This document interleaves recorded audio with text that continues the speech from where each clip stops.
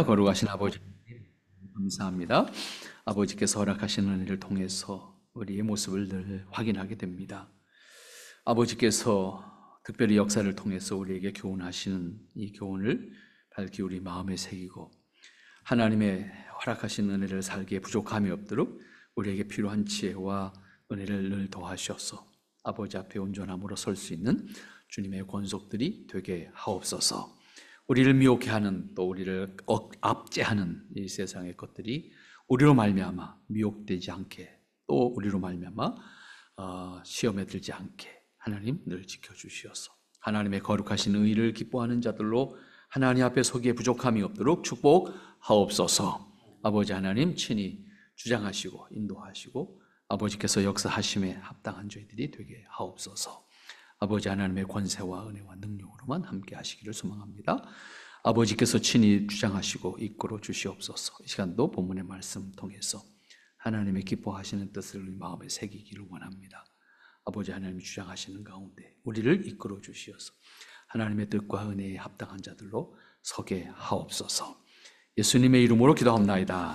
아멘.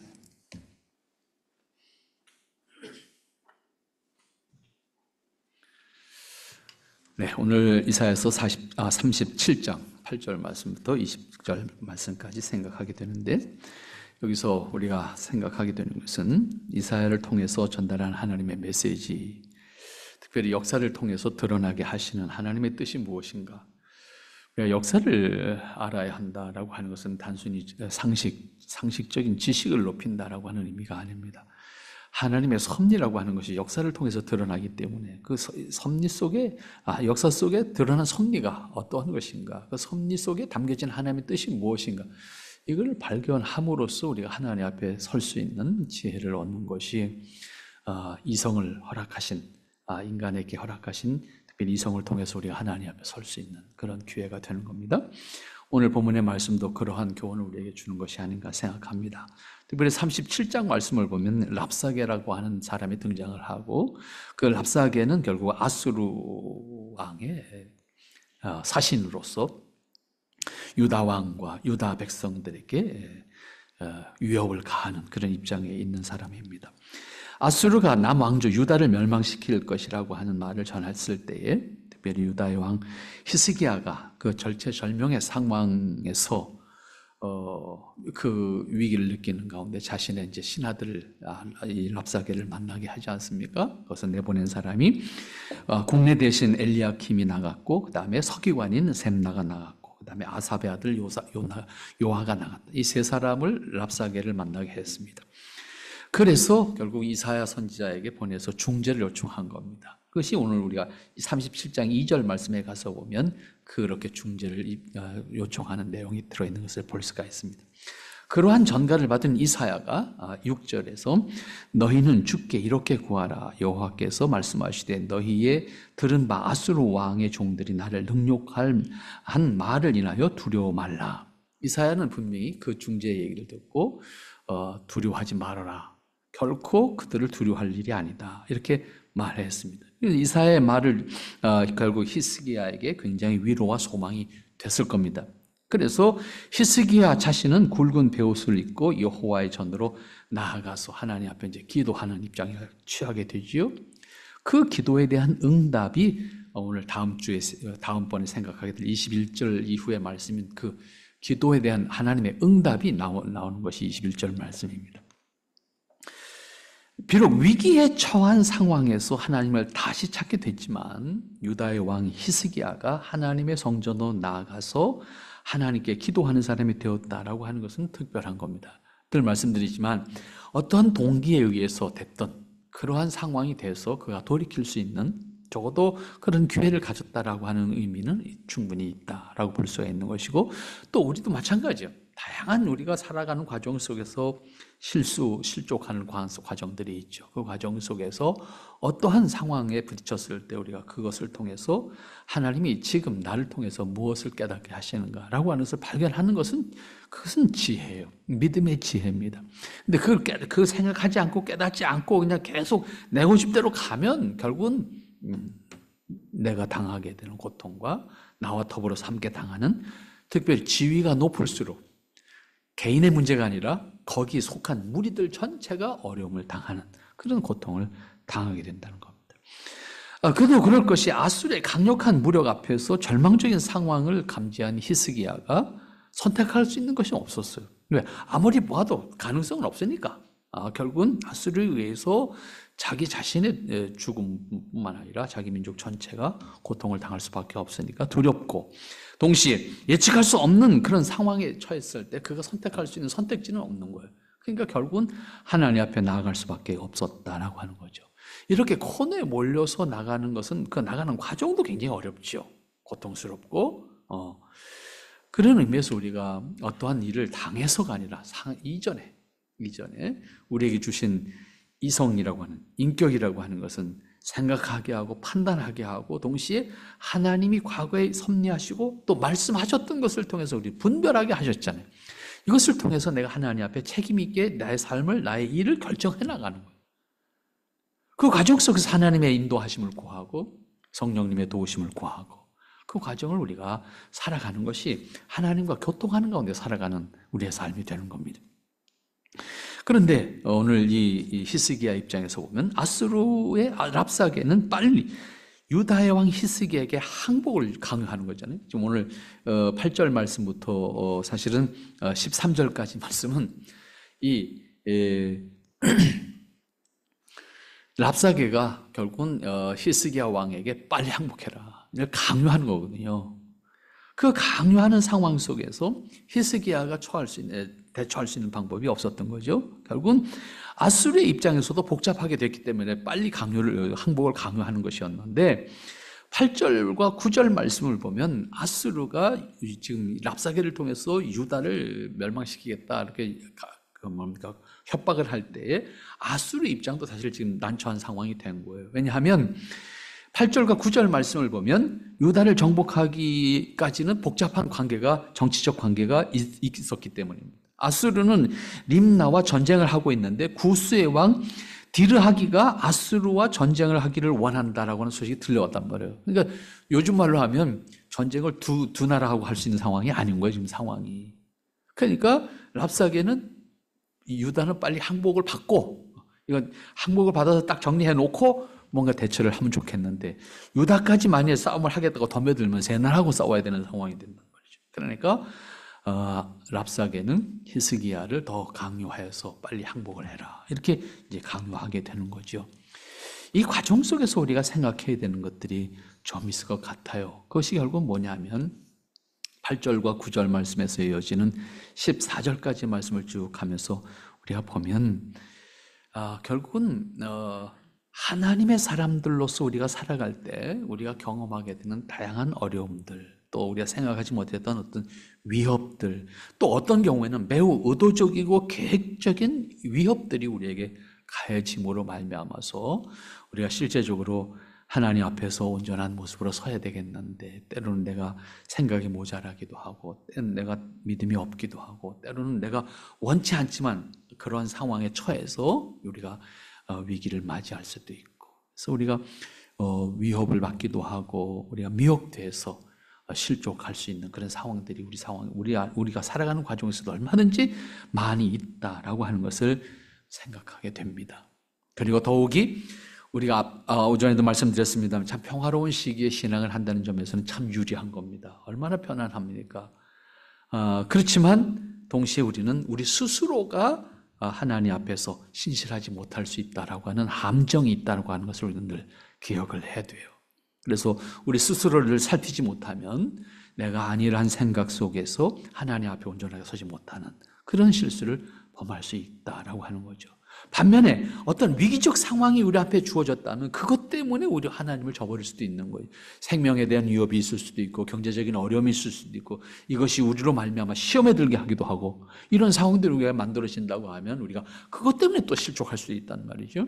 그런 의미에서 우리가 어떤 평화롭고 안정되다고 해서 모두 만족할 수 있는 것이 아니고, 그것은 그것대로 우리에게 우리 스스로를 방임하거나 혹은 게으르거나 분별력을 잃어버리거나 그 다음에 경건한 관계를 잃어버려서 우리 스스로가 실족할 수 있다라고 하는 측면에서 우리는 늘 깨어서 하나님 앞에 있지 않으면 안 된다라고 하는 생각을 할 수가 있죠. 그러니까 랍사게가 히스기야에게 빨리 항복하라고 하는 이야기를 잘 보면 그 내용을 충분히 볼 수가 있어요. 먼저 10절 말씀 가서 보세요. 너희는 유다왕 히스기야에게 이같이 구하라. 히스기야가 보낸 세 명의 지금 소위 대리대사라고 표현할는지 대사를 보냈단 말이에요. 세 명을 보냈는데 이 세 명에게 그런 얘기를 하는 거죠. 너희는 유다왕 히스기야에게 이같이 구하라. 이르기를 너는 너희 의뢰한 하나님이 예루살렘이 아수르 왕의 손에 넘어가지 아니하리라 하는 말에 속지 말라. 위기에 직면했을 때 참 흔들리게 하는 말이죠. 너희들이 지금까지 역사를 돌아봐라. 너희가 믿는 하나님이 진짜 살아계시냐? 이런 거잖아요. 지금까지 아수르가 모두 지배했다. 아수르가 패한 나라가 없다. 다 정복했다. 너희들이 하나님, 너희들이 믿는다고 그 하나님, 너희들이 정말로 승리할 수 있을 것 같으냐? 그 말에 속지 마라. 히스기야 왕이 혹 그렇게 이야기하더냐? 그 말에 속지 말아라. 우리가 평화로운 시기에는 이 말을 이렇게 객관적으로 생각할 수 있어요. 그런데 우리가 마치 그러한 상황에 맞닥뜨렸다고 하면 우리 마음이 흔들리기 시작하는 거예요. 정말 그럴까? 하나님 날 지켜줄까? 눈에 보이는 군대들이 우리를 위협하고 있는데 이런 얘기거든요. 빨리 가서 전해. 너희들이 믿는 하나님이 너희들을 못 지켜 절대로. 봐라. 지금까지 역사를 봐라. 아수르가 다 정복했다. 너희들이 감당할 수 있을 것 같으냐? 천부당 만부당한 얘기야. 어떻게 보면 요즘으로 말하면 심리전이잖아요. 심리전. 아무리 무기를 좋은 걸 많이 가지고 있다 할지라도 싸우고자 하는 병사들의 의욕이나 정신이 없으면 그거 다 아무것도 아니거든요. 다 놓고 도망갈 수도 있는 거니 아무리 좋은 무기를 할지라도. 이러한 상황을 만들어내는 거예요. 그런 의미에서 오늘 우리가 살아가는 과정 속에서 다르지 않아요. 우리가 그렇게 긴급하고 급박한 상황은 아니라 할지라도 우리는 항상 미혹을 받는 입장에 있는 겁니다. 그것이 환경적으로든 사람과의 관계 속이든 경제적이든 자녀들이든 혹은 가족과의 관계 문제든 다양한 측면에서 우리는 하나님의 사람으로 살아가기 위해서 신실함을 지켜간다고 했을 때 참 어려움이 있습니다. 그런 의미에서 우리가 크리스찬 가족이라는 게 굉장히 중요한 거예요. 그것을 지켜가기 위해서 서로 이해하고 협력하고 또 돕고 그리고 동시에 서로 격려하고 믿음으로 살아갈 수 있는 하나님의 말씀에 따라갈 수 있는 우리가 지혜를 모으는 사람들 그리고 교회도 마찬가지예요. 그런 의미에서 교회인 거예요. 늘 말씀드려요. 단순히 교회를 기능적인 측면에서만 생각하면 안 돼요. 늘 표현하는 것처럼 우리는 한 지체들이에요. 그래서 서로가 서로를 격려하는 거예요. 하나님의 뜻을 살아갈 수 있는 사람들로 서로를 격려하는 거예요. 그리고 하나님의 기뻐하심을 함께 추구하는 거예요. 하나님의 기뻐하시는 것을 함께 추구하기 위해서 생각들이 다 다르지만 그 생각들이 다 다른 가운데에서도 하나님이 기뻐하신 것을 추구하기 위한 어떠한 뜻을 모아가는 거예요. 그러면서 그것을 이루어가는 거예요. 근데 그것이 내 자신의 삶으로, 우리의 삶으로 이렇게 함께 나누어 갈 수 있어야 된다라고 하는 거죠. 11절 말씀으로 가보세요. 아수르 왕들이 모든 나라에 어떤 일을 행하였으며 그것을 어떻게 멸절시켰는지 내가 들었으리니 내가 건짐을 얻겠느냐? 지금까지 아수르 왕이 모든 것을 지배했다. 그 나라들을 다 정복했다. 모든 왕들이 다 이겼다. 내가 그 얘기를 소문으로 듣지 않았느냐? 그런데 내가 건짐을 받겠느냐? 내가 살아남을 수 있냐? 이 얘기잖아. 위협이죠, 이제는. 위협.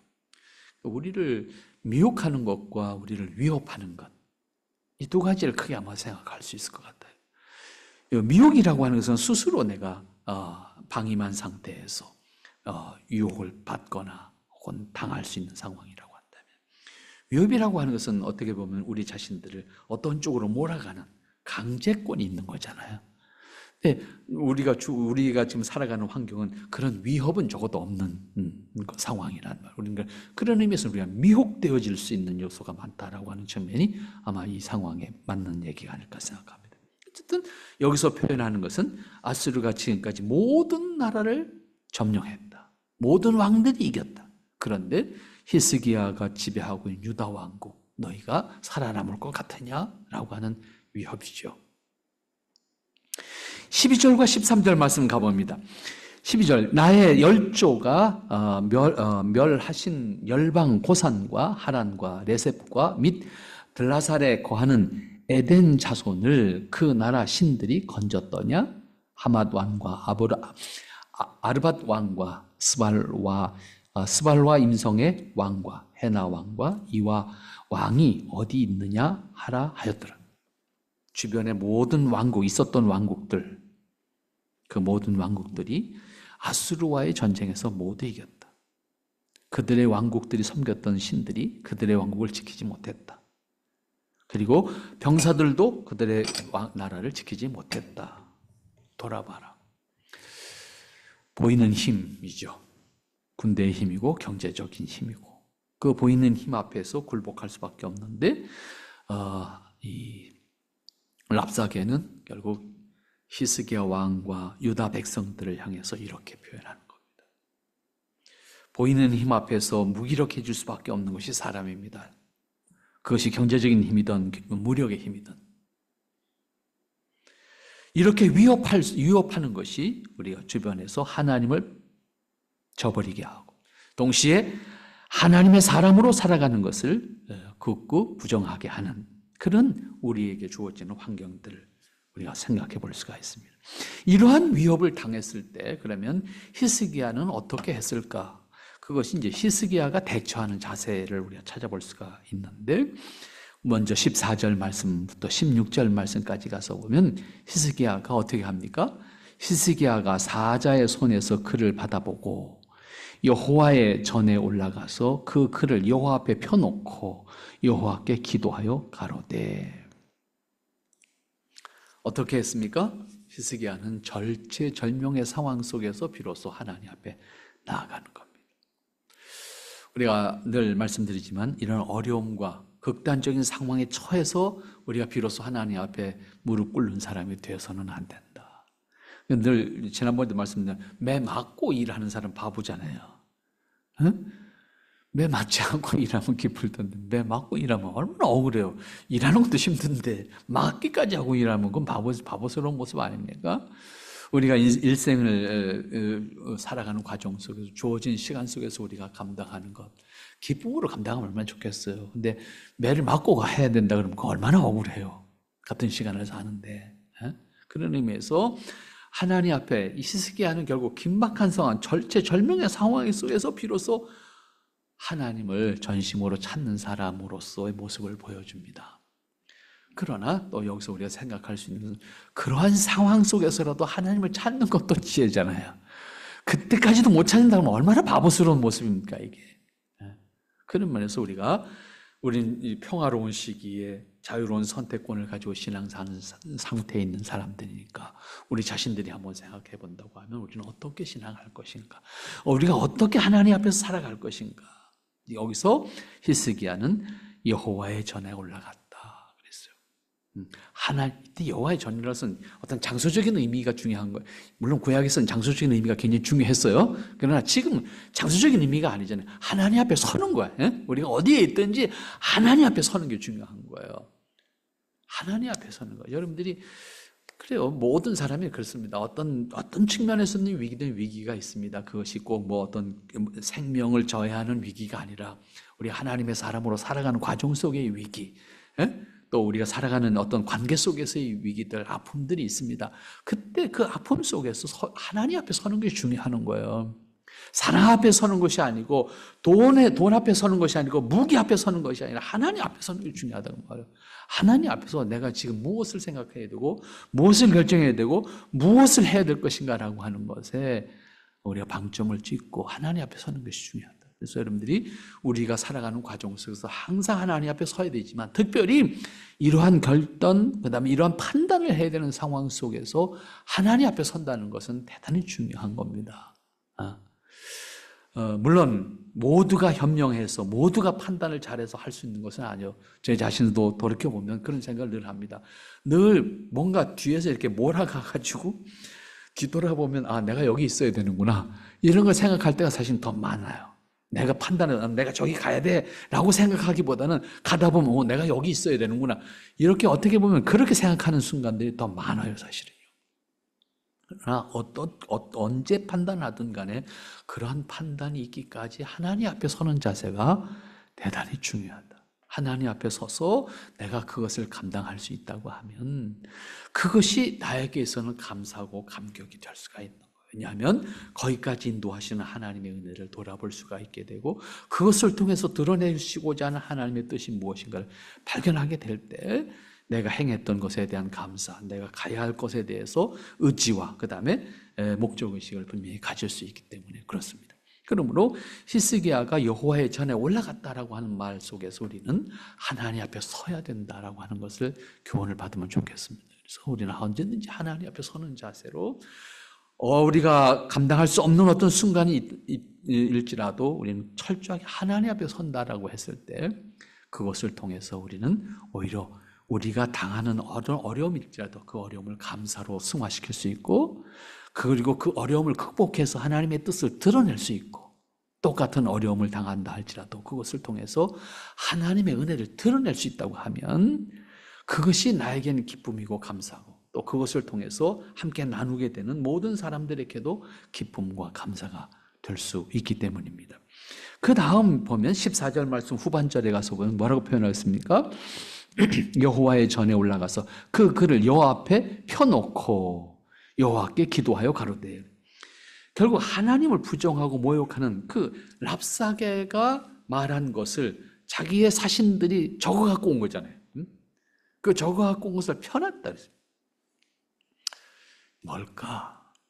우리의 현실, 우리가 직면한 상황을 그대로 하나님 앞에 드러내는 내 자신이 어떠한 모습이든 내가 처해 있던 상황이 어떤 것이든 하나님 앞에 선다라고 하는 것은 신실함으로 하나님 앞에 서는 것이고 진실함으로 하나님 앞에 단순한 종교적인 의식으로 서는 게 아니에요.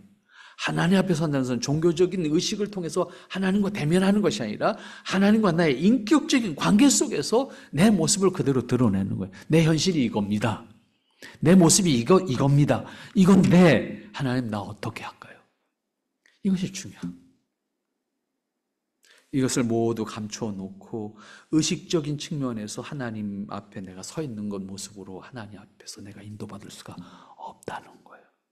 우리가 있는 그대로, 우리가 처한 그대로를 하나님 앞에 내려놓고 하나님 앞에 지혜를 구하고 하나님께서 허락하신 은혜를 구하고 긍휼을 구할 수 있는 자세가 중요하다라고. 이 왕의 입장에서 생각하면 얼마나 자존심 상하는 일이에요, 이게. 그렇지 않아요? 왕이라고 하는 권위를 가지고 있는 사람이 지금 한 아수르의 지금 사신이 랍사게가 얼마나 위협 공갈한 얘기를 지금 적어갖고 왔는데 하나님 이겁니다라고 하는 것이 왕의 입장에서 왕의 권위를 가진 입장에서 생각해보면 이게 속이 뒤집어지는 얘기잖아요. 그렇지만 히스기야는 다른 선택권이 없어요. 그대로 드러내는.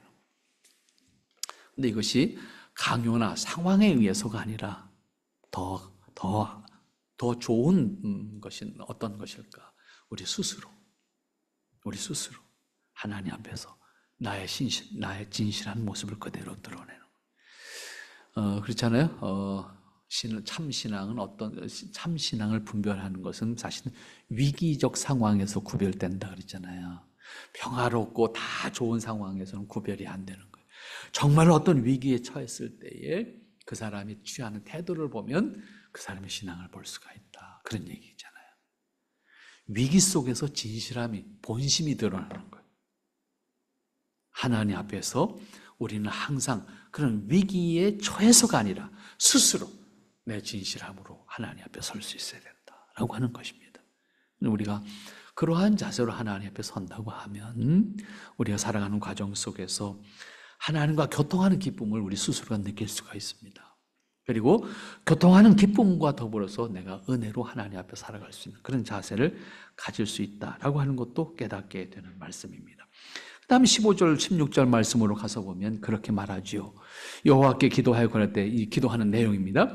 그룹 사이에 계신 이스라엘 하나님 만군의 여호와여, 주는 천하 만국의 유일한 하나님이시라. 주께서 천지를 조성하셨나이다. 비로소 히스기야가 고백하는 거예요. 하나님만이 유일한 하나님입니다. 하나님만이 유일한 하나님입니다.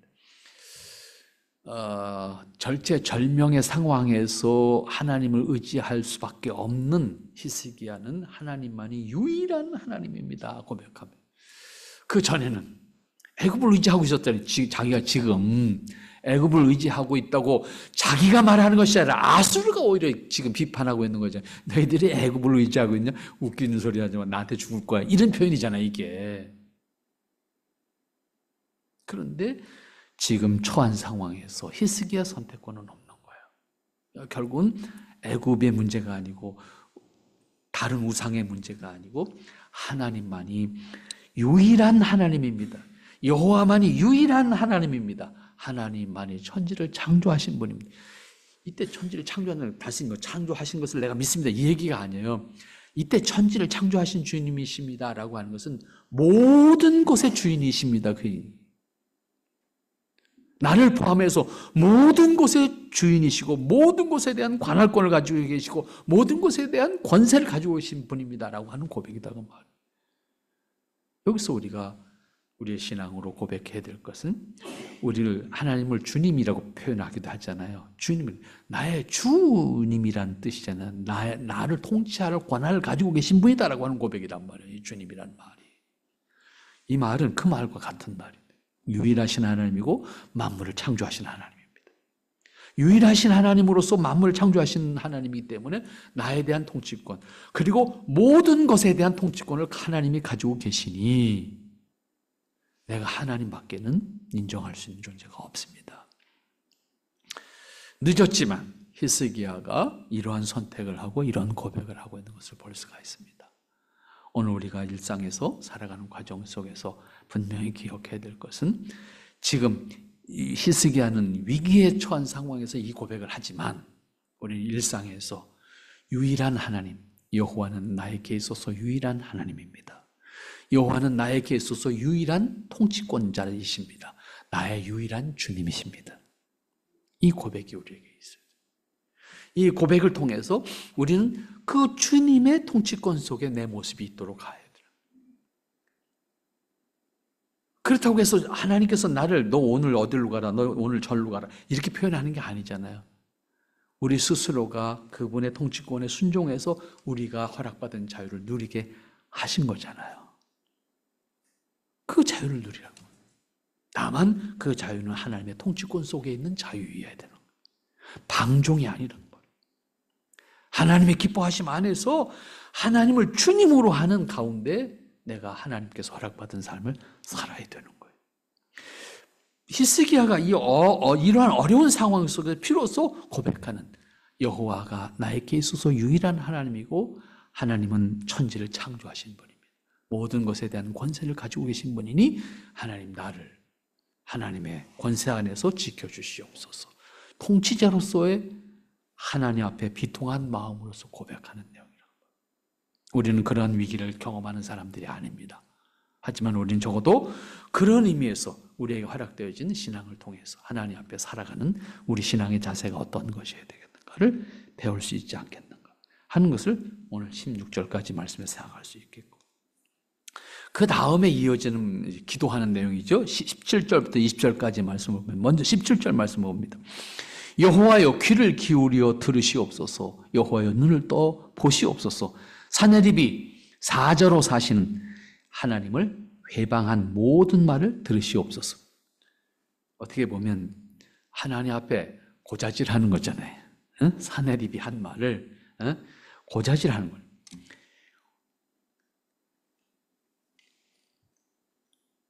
하나님 앞에서 우리가 어떠한 모습이 되어야 되겠는가, 이 사실을 다시 한번 확인시켜주는 그런 이야기 하면서 18절 말씀에서 표현하는 것이 뭡니까?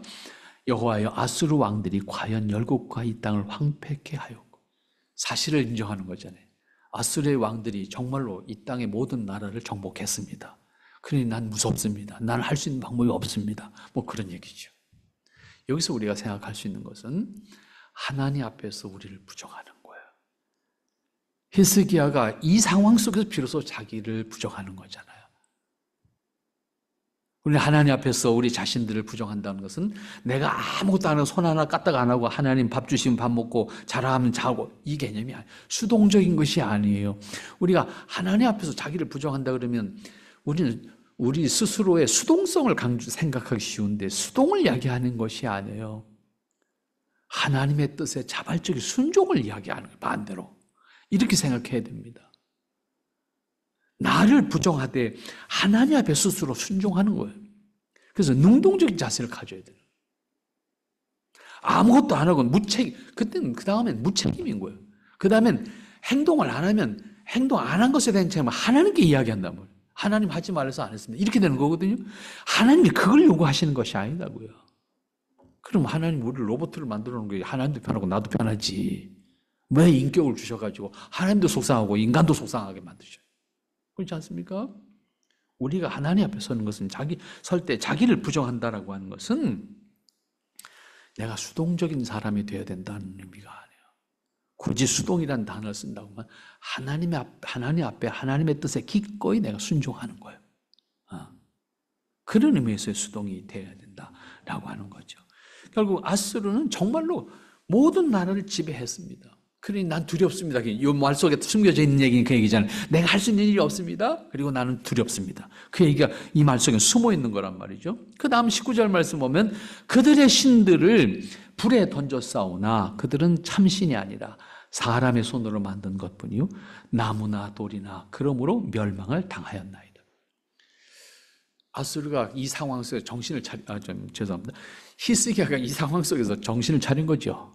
정신을 차려서 실제로 그런데 그 이방 나라들을 그들이 아수르가 지배했지만 결국 이방 나라들에 의지했던 신들은 다 돌이고 나무로 만든 생명력이 없는 신들입니다 라고 하는 고백을 하는 거죠. 그러니까 이 말은 앞으로 와서 하나님만이 살아계신 분입니다 이 얘기가 되는 거예요. 하나님만이 유일하신 분입니다 라고 하는 이야기를 하게 되는 거지요.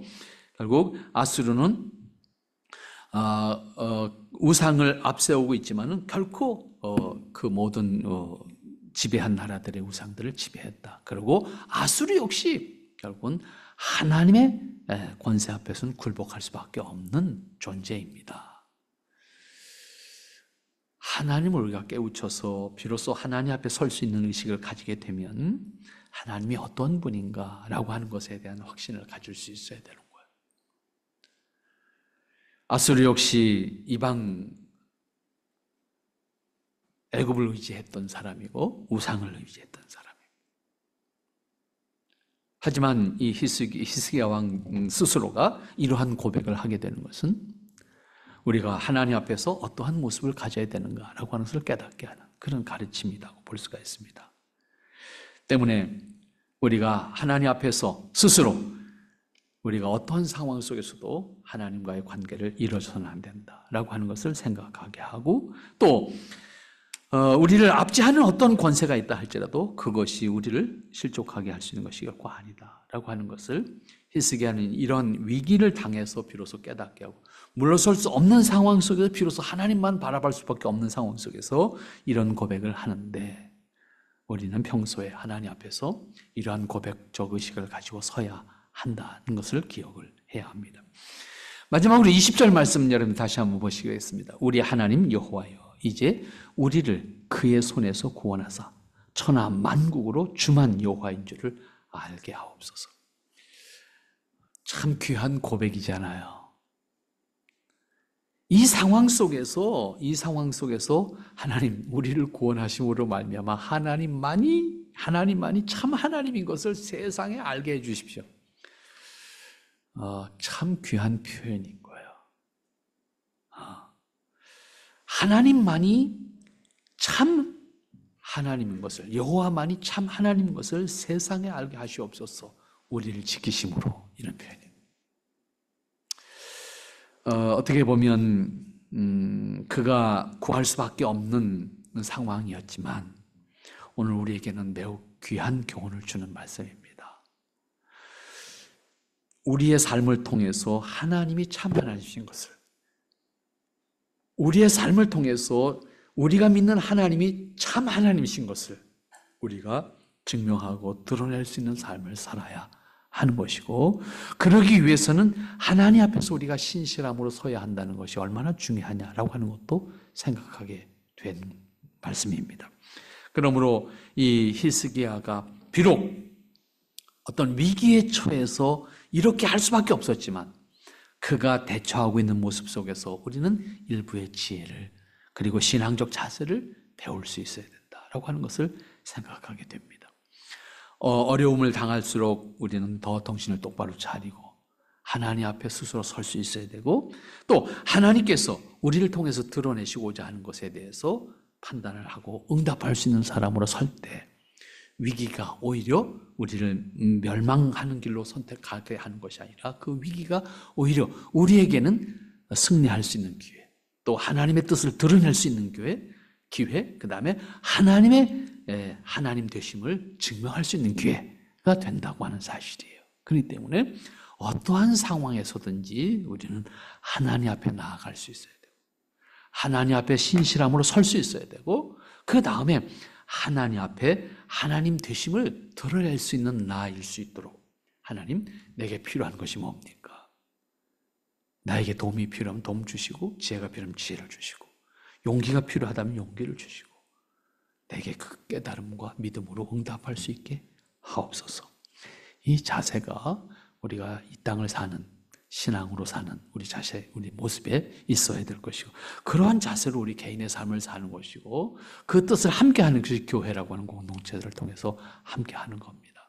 여러분들에게 주어진 시간과 기회들 놓치지 말고 하나님의 뜻을 함께 이루어가는 삶으로서 한 주간 또 승리할 수 있기를 바랍니다. 기도합니다. 거룩하신 아버지 하나님, 은혜를 감사합니다. 힘이 부족한 저희들이지만 하나님께서 우리를 지키시고 또 인도하시고 축복하시니 감사합니다. 주의 권세로, 은혜로 늘 축복하시고 인도하실 때 하나님 앞에 합당하고 아름다운 모습으로 설 수 있도록 인도하시며 역사해 주시옵소서. 아버지 하나님, 허락하시는 은혜로 승리하는 저희들 되게 하시고 하나님이 기뻐하시는 뜻 안에서 아버지 앞에 나아가기에 부족함이 없도록 역사하시며, 아버지 하나님 허락하시는 지혜와 그리고 은혜를 통해서 주어진 시간과 기회와 일을 감당하기에 부족함이 없도록 믿음의 사람으로 승리하게 하옵소서. 한 주간도 주님이 허락하신 시간 속에서 하나님의 뜻을 살기에 부족함이 없는 은혜를 더하여 주시기를 소망하고, 늘 성령님 우리와 동행해 주시어서 하나님과 동행하는 기쁨을 날마다 체험하면서 고백하면서 은혜를 구하는 저희들 되게 하옵소서. 예수님의 이름으로 기도하옵나이다. 아멘.